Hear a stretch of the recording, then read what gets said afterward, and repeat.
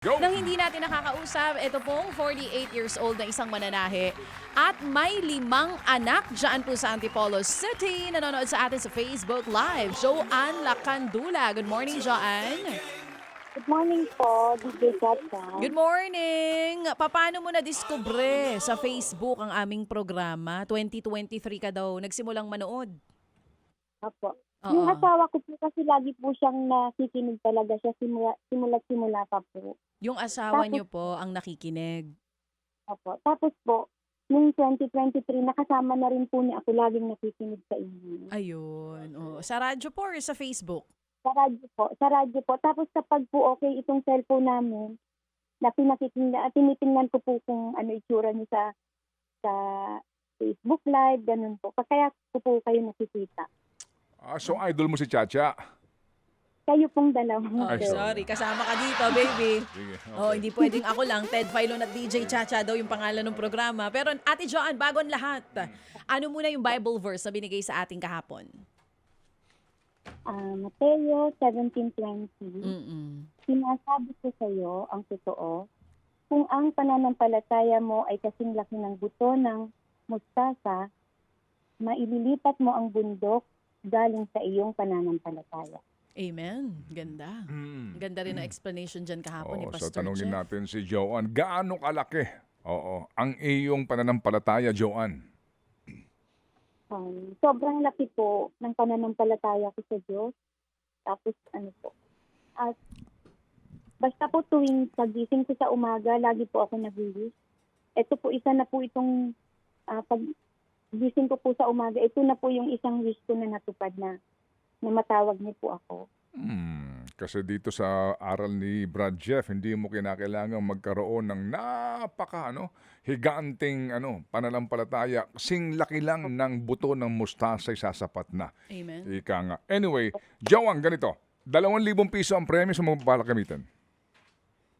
Ibibili ko po kaagad ng cellphone ng anak kong bunso kasi isa po siyang may pagka-late developmental po siya. Pumapasok po siya ng SPED. Ngayon po lagi po siyang nalilate sa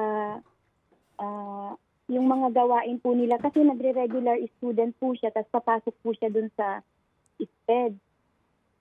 Tapos po, kahit po yung tag 1.5 lang sa palengke, meron po akong nakita doon na tinandaan ko po na meron po palang tag 1.5 lang. Pwede ko na po yun mabili para sa kanya.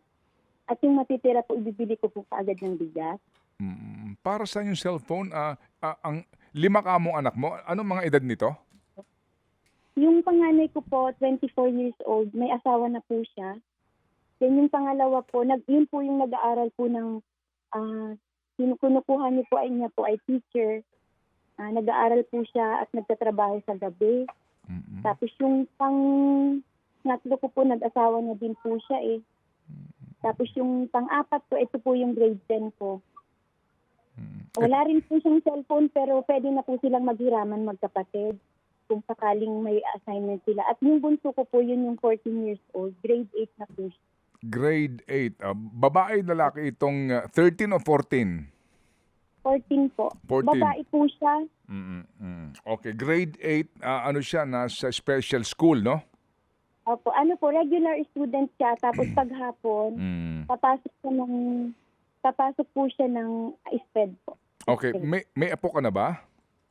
Meron na po 4. 4 ang apo mo. Itong mga anak mo, yung panganay na 24, lalaki, babae? Babae po. Yung pangalawa?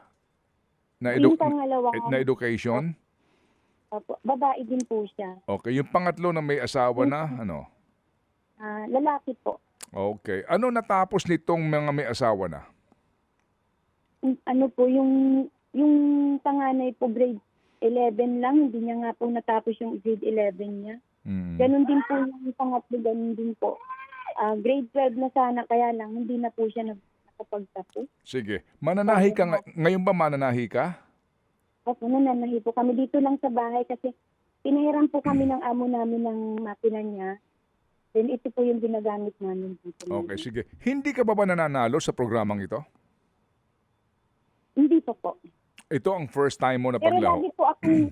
lagi po akong nag-message, lagi po akong Okay, nakaabang. sige. 48 anyos ka.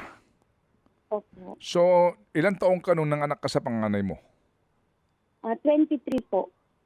Okay. 23 years. Sige, ganito. Taga saan ka talaga? Taga Cainta po kami talaga, Cainta.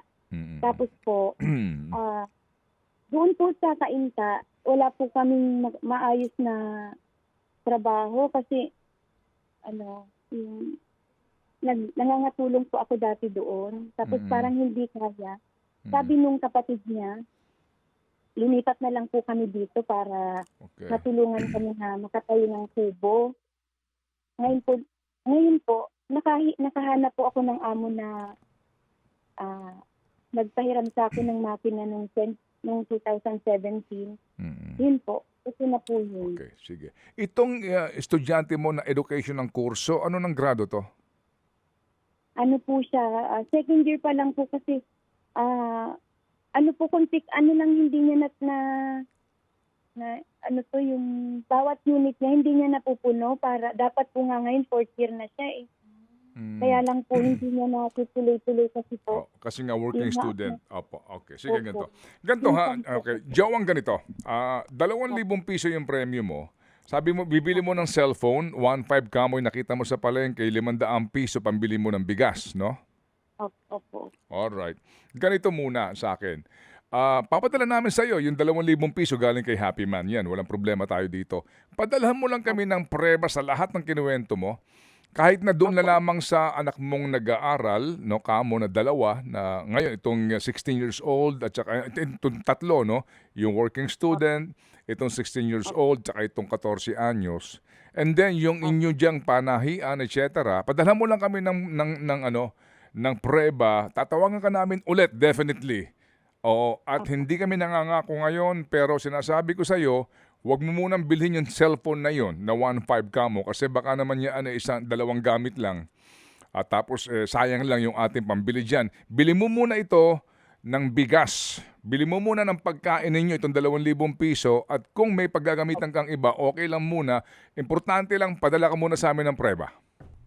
Opo. Thank you po. Okay? Thank you po. Sige, basta tandaan mo ganito, Joanna, dito sa segment na ito, dito sa programang ito, nagsisimula ang lahat sa pagsasabi ng totoo. Opo, alam ko po. Oo. At dito, nagsisimula ang pagdaloy ng biyaya sa mga nagpapatunay sa kanilang mga kwento. Opo. Okay? Salamat. Sige, so padala ka sa amin kaagad today. Bukas, maaari ka namin tawagan o Lunes, tsaka tayo magtutuos dito sa iyong pangangailangan. After all, idol mo si Chacha. At nandito lang naman kami.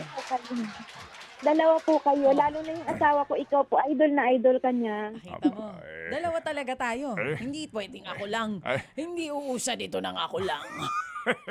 Pero ate, kagaya ng iba namin mga nakakausap dito, kapag nagpadala ka agad ng pruweba, babalikan ka namin. Ha? Magsabi lang. Basta ang atin, magsabi ng totoo. Ng matapat. Yes. Dahil ang pagsasama ng matapat, Ay hindi pala, ang pagsasabi ng totoo ay... pagsasabi ng katotohanan. Okay. Hintayin ka namin, Joan. Joan, Thank salamat you. na marami. Pero ngayon, pasalamat ka kay Happy Man. Meron kang agad 2,000 piso. Yun. Hello po. Happy Anonymous po, Happy Man. Thank you so much po sa binigay niyo yung 2,000 piso po. Napakalaking tulong po sa amin ito. Amen. Salamat. Sige. Abangan mo yung tawag ng aming staff agad-agad at tayo muling tatawag sa inyo. Okay? So thank you very much. Salamat na marami. Yan po si Joanne Lacandula ng Antipolo